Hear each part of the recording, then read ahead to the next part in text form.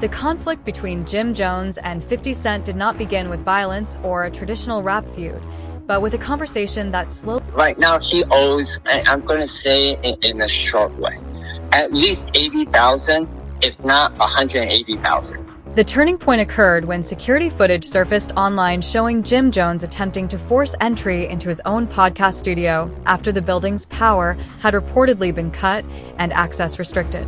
The footage immediately spread across social media, fueling speculation about financial disputes and ownership conflicts.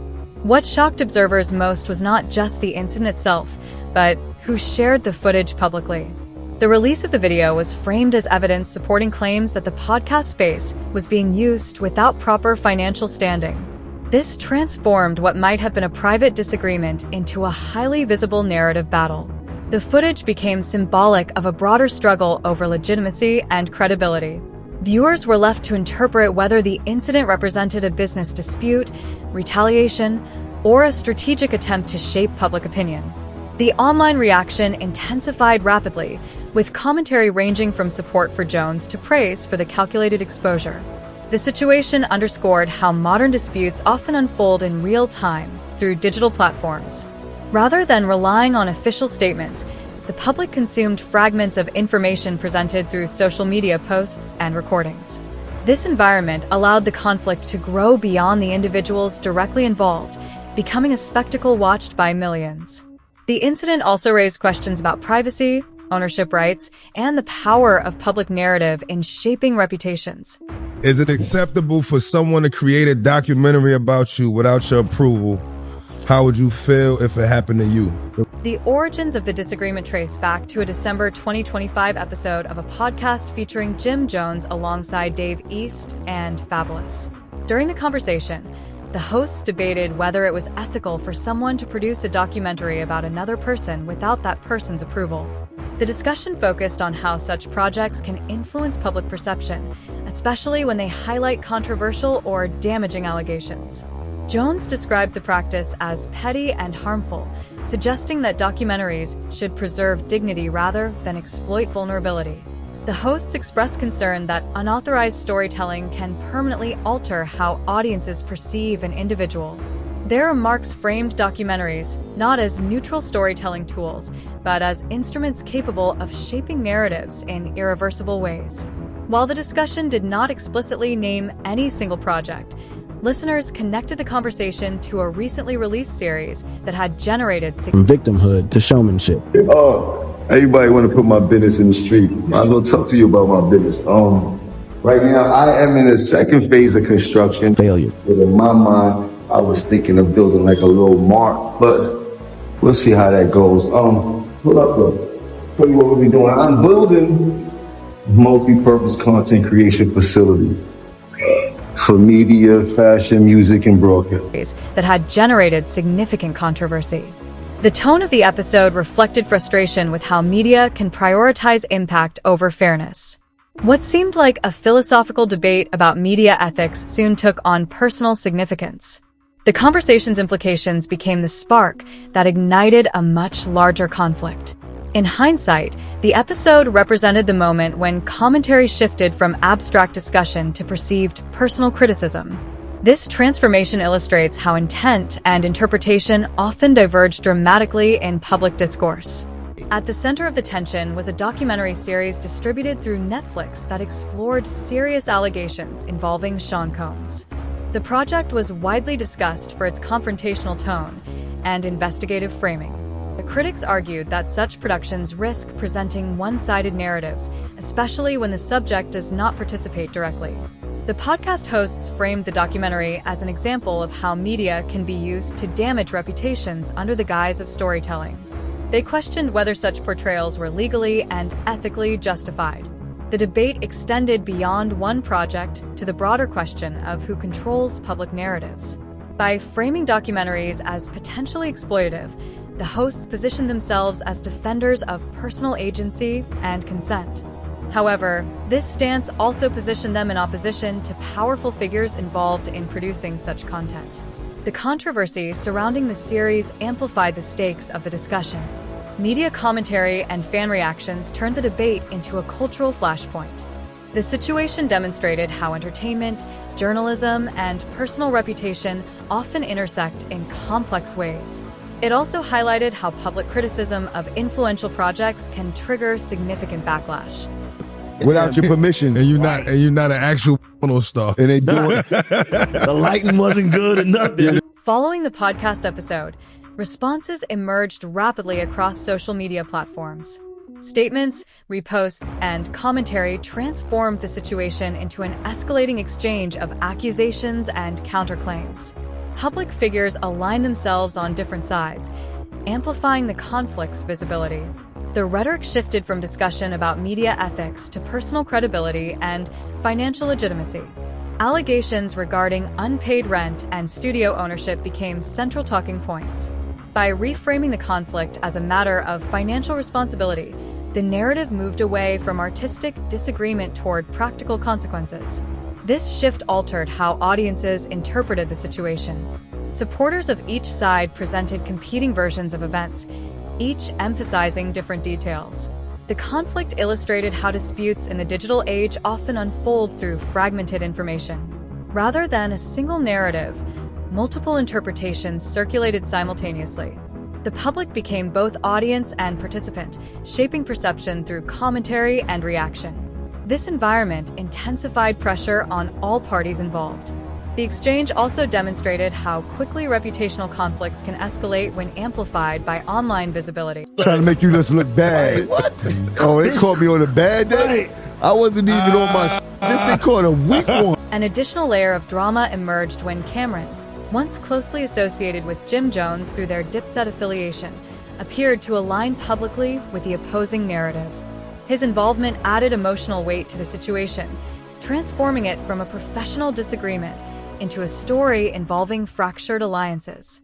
Observers interpreted his participation as evidence that the conflict extended beyond a simple dispute. Former partnerships and shared history became part of the unfolding narrative. The public nature of these alignments intensified speculation about loyalty and rivalry within the hip-hop community.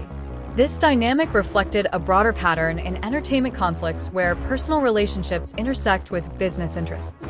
The involvement of familiar figures deepened audience engagement by adding recognizable personalities to the story. The situation illustrated how alliances can shift rapidly when reputational stakes are high. It also emphasized how public perception of unity or division can influence how conflicts are understood. The appearance of former collaborators on opposing sides contributed to the sense that the dispute represented more than a single disagreement. Instead, it became a reflection of evolving relationships within a competitive industry. But I would feel. I ain't gonna front. I think if they saluting you. First of all, they want somebody doing a documentary about you. The conflict's escalation demonstrated a strategic use of documentation and recorded communication to shape narrative authority.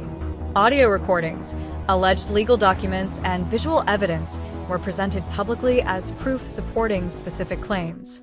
This approach transformed the dispute into something resembling a public case built through selective disclosure. Rather than relying solely on statements, participants introduced materials intended to validate their positions. The use of such evidence changed how audiences evaluated credibility. Each release prompted new waves of interpretation and reaction. Observers debated not only the content of the materials, but also the motives behind their release. The strategy highlighted how control over information can influence perception as strongly as the information itself. The dispute became a contest over which narrative would be accepted as legitimate. This process mirrored broader patterns in media conflicts where transparency and exposure are used as tools of influence. The emphasis on documentation reinforced the idea that modern disputes often unfold through curated evidence rather than direct confrontation. It also demonstrated how public opinion can be shaped through carefully timed disclosures. If you wanted to be a dope documentary, it gotta be dope. Showing who you are, what you've done, No bullshit everything you've on accomplished. Like, yeah, documentary is a big thing. Like, you don't want nobody doing a documentary about like trying to just make your whole character look weak. Like, that's petty behavior. Beyond personal rivalry, the situation reflected broader themes about power dynamics within the entertainment industry. Ownership of space, control over media distribution, and influence over public narrative all played significant roles. The dispute illustrated how business relationships can intersect with artistic expression in complex ways. Financial leverage emerged as a central factor influencing the conflict's direction. Rather than relying solely on reputation or popularity, participants engaged through mechanisms of property and partnership. This shift highlighted the evolving nature of influence within modern entertainment ecosystems. Control over infrastructure, such as studio access and distribution platforms, proved capable of shaping outcomes dramatically. The conflict also underscored how reputation can be affected by factors unrelated to artistic output. Public perception of financial stability and legitimacy became key elements of the narrative.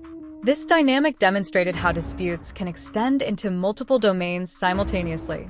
The situation served as a case study in how modern celebrity conflicts operate within interconnected systems of media, business, and public attention. Trying to build it, but he won't sign the lease. He's like, I don't like these terms. I want like 6 months of build out and ridiculous bullshit. We also have a partnership agreement where half of what he's building now, his media, belongs to us. But he won't tell us how much he's making and doing all these things. So half of the content he's creating, if you want to buy that too, I'll sell you half the company. He's like insane. To me, it's worth very little to nothing. But if it's out for you, I just throw that in as a sweetener. Okay, so what I'm trying to say is he signed a lease with me. Right now he owes, and I'm going to say it in a short way, at least 80,000, if not 180,000. Ultimately, the confrontation between Jim Jones and 50 Cent illustrated how contemporary conflicts often unfold through layered strategies rather than direct confrontation. What began as a discussion about documentary ethics evolved into a multifaceted dispute involving property, reputation, alliances, and public narrative. The progression from conversation to confrontation revealed how quickly disagreements can escalate when influential figures are involved. The situation demonstrated the power of perception in shaping outcomes within the entertainment industry. It also highlighted the role of digital platforms in amplifying disputes beyond their original context. Rather than remaining a private disagreement, the conflict became a widely observed spectacle. The events underscored how words spoken in discussion can carry significant consequences when interpreted as personal criticism. They also revealed how strategic responses can transform narrative momentum. The dispute stands as an example of how modern celebrity conflicts operate across media, business, and public opinion simultaneously.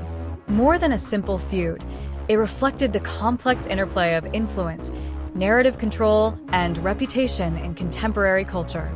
The dispute between Jim Jones and 50 Cent reached a new level once the landlord's claims became public. According to the building owner, the relationship with Jones had deteriorated over time due to unclear lease terms, delayed payments, and disagreements about ownership of the studio's media output.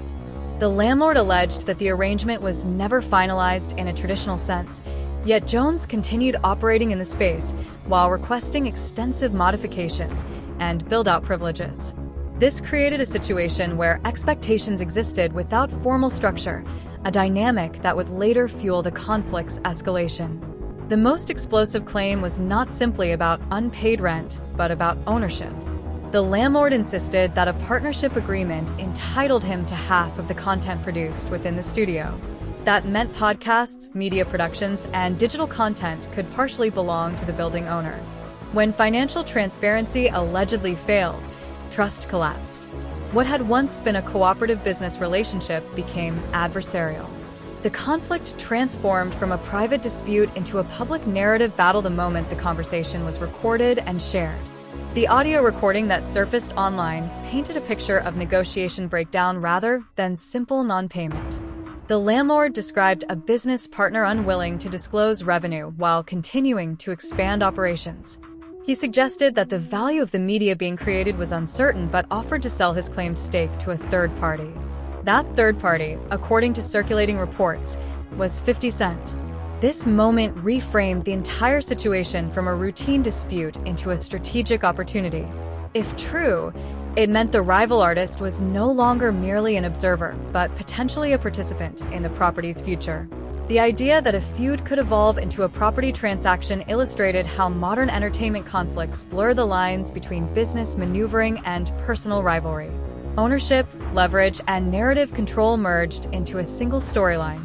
The power of documentation, audio recordings, notices, and footage became central to shaping public perception.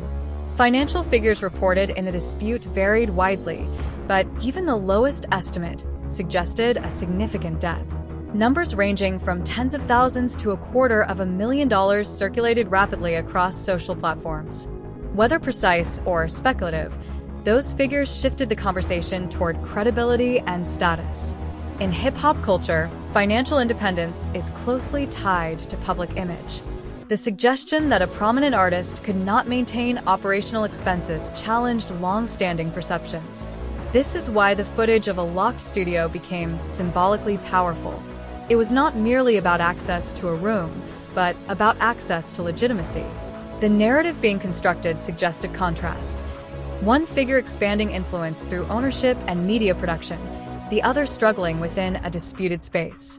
The situation demonstrated how quickly reputation can be influenced by imagery and timing. When security footage was released showing Jones attempting to enter the studio after termination notices had allegedly expired, the conflict moved from rumor into visual documentation. The hallway, the locked doors, and the darkened interior created a stark visual narrative. Viewers did not need legal expertise to interpret what they saw. The imagery alone suggested finality. By posting the footage publicly, 50 Cent reframed the conflict as performance.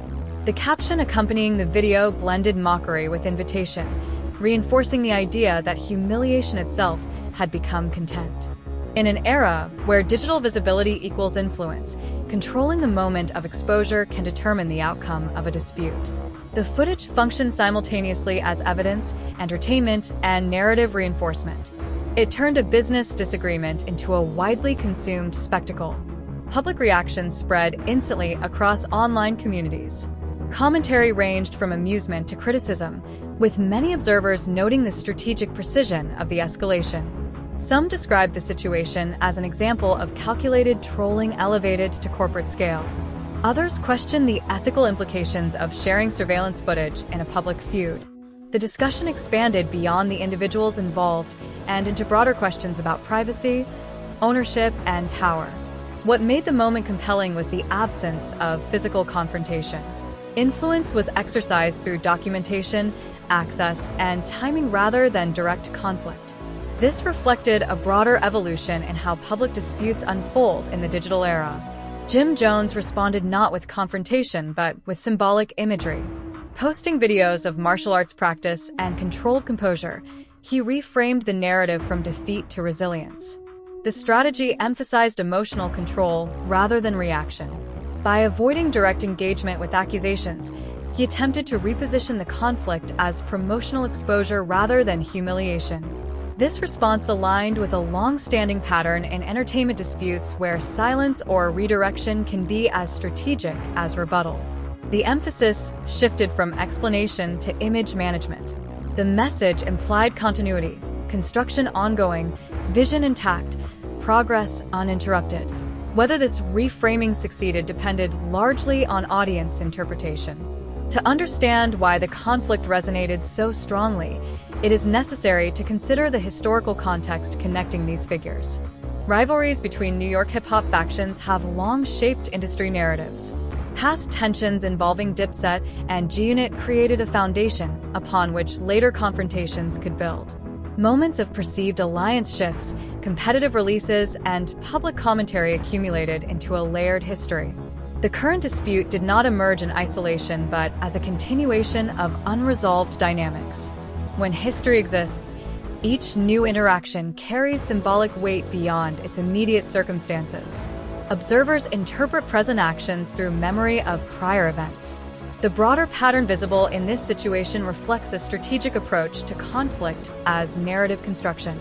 Instead of spontaneous confrontation, disputes become structured sequences: provoke, document, reveal, amplify.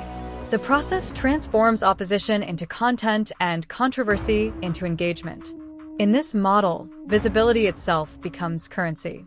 By maintaining control over timing and information release, one party can shape perception regardless of underlying complexity.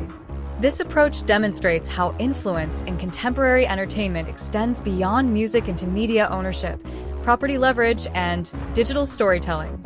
Ultimately, the situation illustrates a central tension within modern celebrity culture: the battle between narrative control and public interpretation. One side may present documentation, another may present resilience, but the audience determines which story prevails. The dispute between Jim Jones and 50 Cent represents more than a personal rivalry. It reflects evolving power structures in an industry where image, business, and media converge. Whether viewed as strategic exposure or opportunistic escalation, the conflict underscores how reputation can be contested through visibility rather than confrontation. And as long as both figures remain active participants in shaping the narrative, the story continues to unfold in real time. Fully escalated into a very public and strategic confrontation. During a podcast discussion, Jones and his co-hosts criticized the growing trend of unauthorized documentaries, arguing that such projects often aim to damage reputations rather than present balanced narratives.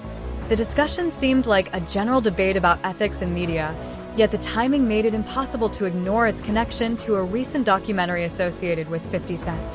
What began as commentary soon became interpreted as a direct challenge. Instead of responding with music or online arguments, 50 Cent allegedly chose a calculated approach rooted in business leverage and public exposure. The situation quickly moved from discussion to real-world consequences, drawing attention from fans, media personalities, and industry insiders alike. The unfolding drama highlighted how modern hip-hop conflicts can extend beyond entertainment into legal, financial, and reputational territory. Rather than a spontaneous feud, the events appeared to follow a sequence shaped by personal pride, strategic decisions, and public perception. The tension revealed how words spoken in casual conversation can trigger far-reaching consequences when influential figures are involved. This dispute demonstrated that in today's entertainment landscape, control over narrative and property can be as powerful as lyrical confrontation.